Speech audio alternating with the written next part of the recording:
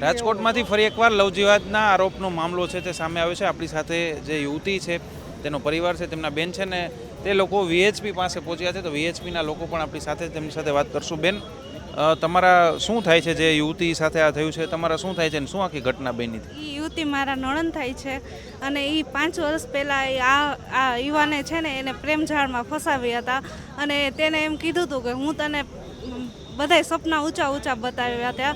એટલે મારા નણંદને અમે 1.5 મહિના પહેલાં એને મિત્ર કરાર કર્યો હતો, તો અમે એ ખેંચાવી લીધો એની પાસે. તો આ યુવક એને મળવા માટે ને એને આમ પ્રોત્સાહન કરતો હતો કે તું મારી પાસે આવતી રહે, સપના સારા બતાવ્યા હતા. તો અમે એમ કીધું કે તમે આવી રીતના દર વખતે કરો છો તો એના કરતાં અમે તમને લઈ જાઓ, અમે એની ગર્ભાશયની કોથળી કઢવી નાખી. તો એને એમ કીધું કે ગર્ભાશયની કોથળી કઢવી નાખો તો મારે એનું શું કામ છે? મારે તો એને બચ્ચા પેદા કર, મુસલમાન તો લોકો બચ્ચા પેદા કરવા માટે જ આપણી યુવતીઓને ફસાવે છે. તો અમે એને એમ કીધું કે તો એ કે મારે શું કામ છે? તો અમે પછી હવે અમારી એ માંગ છે કે અમે અમારા નણંદને અમારે પાછા લઈ આવ્યા છે. ક્યાંથી એ સંપર્ક થયો અફજલનો તમારા બેન, તમારા નણંદ સાથે, અને શું કહીને એને ફસાવ્યા હતા એમને? એ બે બિગ બજારમાં હારે નોકરી કરતા હતા, એમાંથી એનો સંપર્ક થઈ ગયો છે. હવે શું માંગ છે તમારી? અમારે પાછા જોઈએ છે અમારા નણંદને. અત્યારે ક્યાં છે નણંદ? એ અટાણે નારી સુરક્ષામાં છે. ઓકે, તો એમને એ શું કહે છે? એમને એની સાથે રહેવું છે? શું કરવું? એ તો અટાણે એનું જ બધું કહેતા હોય ને ભાઈ, કે 5 વર્ષથી એની હારે પ્રેમ કરે છે. એટલે આપણી સાથે વીએચપીના પણ લોકો છે, તેમની સાથે વાત કરશું. બેન, શું આખી આ ઘટના છે ખરેખર? ભાઈ, આખી આ ઘટનાની અંદર તમે આમ જુઓ તો વિધર્મીઓ દ્વારા અવારનવાર આ થતા અન્યાયો હોય છે. અને આ કેસની અંદર લગભગ 5 વર્ષથી ને યુવતી અને વિધર્મી છે એ બંને સાથે બિગ બજારમાં જોબ કરતા હતા. અને જ્યારે દીકરીએ ના પાડી કે ના આ મારે કાંઈ નથી કરવું, તો ફરીથી વિધર્મીએ એની સાથે સંપર્ક કરવાનું ચાલુ રાખ્યું અને વિધર્મી દ્વારા સતત એને પ્રયત્ન કર્યા રાખ્યા. અને ત્યારે વિધર્મીએ એમ કહ્યું કે હું કોર્પોરેશનમાં પણ હું છું અને કોર્પોરેશનમાં કોન્ટ્રાક્ટમાં પણ મારું કાર્ય ચાલે છે. પરંતુ ખ્યાલ પડતા એનું કોર્પોરેશનમાં ક્યાંય કાંઈ હોતું નથી અને ખાલી બિગ બજારમાં જે નોકરી કરતો, બિગ બજારમાં જે એક સામાન્ય કામ કરે છે સેલ્સ બોય તરીકે. એટલે આવી રીતે ખોટું બોલી અને પણ પોતે કામ કરે છે એવું કરી અને દીકરીને પણ ભરમાવવામાં આવે છે. થોડા સમય પહેલાં જ્યારે ખ્યાલ પડ્યો કે આ બધું ખોટું છે, એમાંથી આપણે એ લોકોનો મૈત્રી કરાર છે એ કેન્સલ કરી નાખ્યો.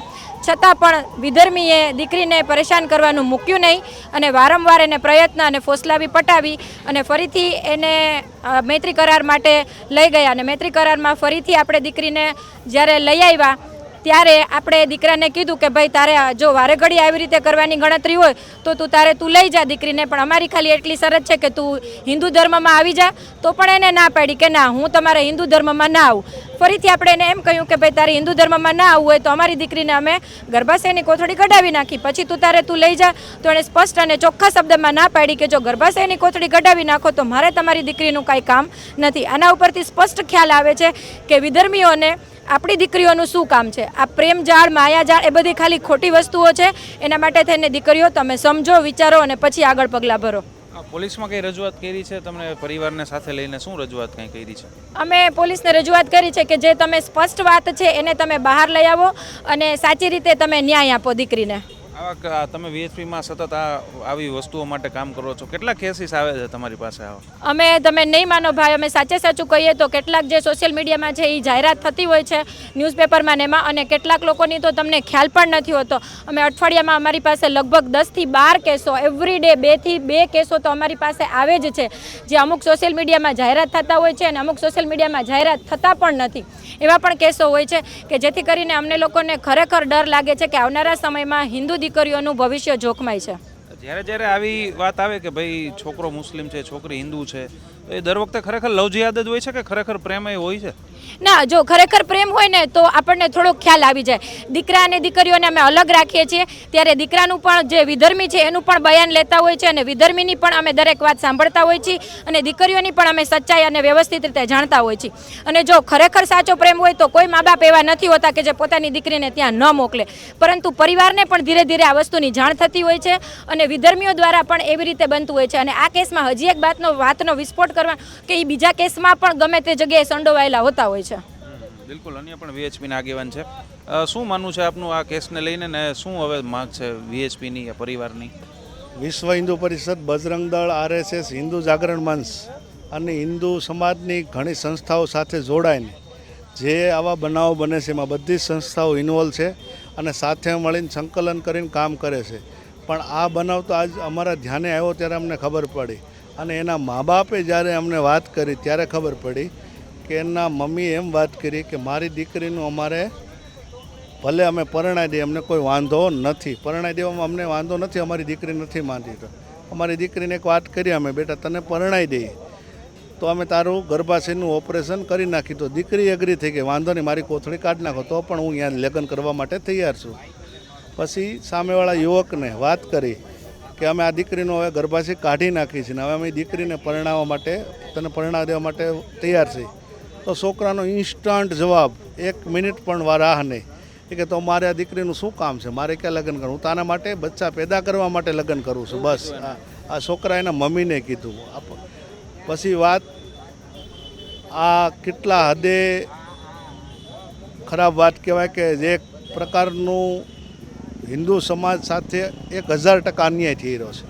આ યોગ્ય નથી. આપના માધ્યમથી હું સમગ્ર હિન્દુ સમાજને એક સંદેશો આપવા માગું છું અને 16 વર્ષથી દીકરીઓને લઈને 24 વર્ષ સુધીની જે દીકરીઓ ટાર્ગેટ થાય છે, આ દીકરીઓ ધ્યાન રાખો. તમે જુઓ, એક વખત મારા બહેનોને એક નમ્ર મારી વિનંતી છે કે કેરલા સ્ટોરી એક વખત તમે પિક્ચર જોઈ જાઓ તો તમને ભાન થાય. તમારા મા બાપ કે મારા મા બાપ, બધાના મા બાપ પોતાની દીકરીઓ માટે સારું ઠેકાણું ગોતતા હોય છે, પણ હવે આ લોકોની જાળમાં ફસાવાનું બંધ કરો. અમારી હાથ જોડીને નમ્ર વિનંતી છે. અને જ્યારે હિન્દુ સમાજને જરૂર પડે ત્યારે વિશ્વ હિન્દુ પરિષદ, બજરંગ દળ, RSS, હિન્દુ જાગરણ મંચ અને વિશ્વ હિન્દુ પરિષદે ઓલો નંબર 1 જાહેર કર્યો છે 909-909-5525. જે પણ દીકરીઓને તકલીફ હોય દીકરીઓ નંબર પર જાણ કરે. ગુપ્તતા રહેશે. અમે કોઈ મેટર જાહેર કરવા માગતા નથી. અમે કોઈ જગ્યાએ આ મેટર અમે કોઈ જાહેર કરવા માગતા નહોતા, પણ એના મમ્મી પપ્પાને એવો હતો કે અમે હિન્દુ સમાજને સંદેશો આપી કે અમારી દીકરી સાથે આજ આવું થયું છે તો કાલ તમારી દીકરી સાથે પણ થાય, તો કાલ તમારી દીકરી સાથે આવું ના બને એના માટે સંદેશો આપવા માટે જ આવ્યા. બાકી એને કોઈ ઇન્સ્ટન્ટ નથી, કોઈ લાગતું વળગતું કાંઈ છે નહીં, કે એને કોઈ મીડિયાની પ્રસિદ્ધિની જરૂર નથી.